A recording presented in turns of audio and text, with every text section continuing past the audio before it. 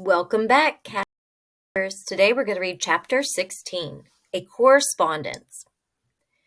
The next day, when it was time for recess, Israel stopped at Bat's desk instead of going outside with the rest of the class and asked, "Hey, Bat, do you want to play Foursquare or something?"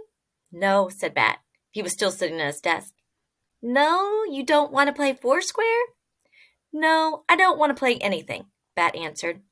All the other kids had left the classroom, and Bat really wanted Israel to leave too, so that he could talk to Mr. Grayson in private. But Israel kept standing there like he was waiting for something. "Well, do you want to go outside and just not play anything?" "No," Bat said, "I don't." Israel stood next to the desk for a moment longer, sort of smiling, like he was waiting for Bat to say something more. But what could he be waiting for Bat to say?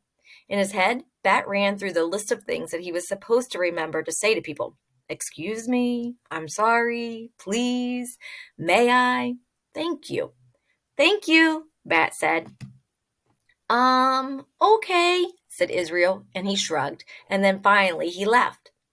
After Israel was gone, Bat went up to Mr. Grayson's desk. Mr. Grayson had a stack of their current events assignments in front of him, and he was making comments on each one in a green felt-tipped pen. "Mr. Grayson," Bat said, "I need your help." Mr. Grayson put the cap on his pen and set it down. "I'm all ears," he said. That was a funny expression, and for a second Bat pictured Mr. Grayson made entirely of ears, with ears for eyes and an ear for a nose and two tiny rows of little ears for teeth. "Well," said Bat, "let me tell you about Thor." And then Bat told Mr. Grayson everything about the skunk kid, about how Mom had brought him home after his mother had died, about how he drank puppy formula because there is no skunk formula, about how he went to the bathroom and how he needed to eat every 2 hours, and how when Mom first brought him home he was almost all pink, but now his black fur was starting to grow in, and most of all, how Bat loved him. "He sounds pretty great," Mr. Grayson said. "Yes," said Bat, "he is more than pretty great. He is all the way great." "So how can I help you, Bat?" "There's a world skunk expert named Dr. Jerry Dragoo, and I want to ask his advice about something. It's important." "Okay," said Mr. Grayson. He pushed the stack of his papers to one side and pulled his laptop from his satchel. He opened it and logged on. That was one of the great things about Mr. Grayson. If you said you needed help, he just helped without a lot of annoying questions. "There's only one Dr. Jerry Dragoo," said Mr. Grayson. "He's a professor at a university. We can write him an email if you want. That's his email address right there." Could it really be this easy? Could Bat really just write to the skunk expert?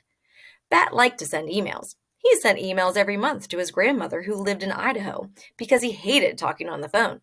Emails gave you time to think. "Okay," said Bat.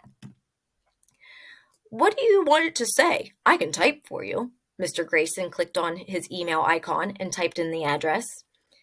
"That's all right," said Bat. "I like to type." Mr. Grayson let Bat sit in his chair. Bat typed, "Dear Dr. Jerry Dragoo." Mr. Grayson said, "You can just write Dear Dr. Dragoo. People don't usually use a person's first and last name when they start a letter." "People don't usually have a name as cool as Dr. Jerry Dragoo," Bat said. Mr. Grayson laughed. "Can't argue with that." Bat went on.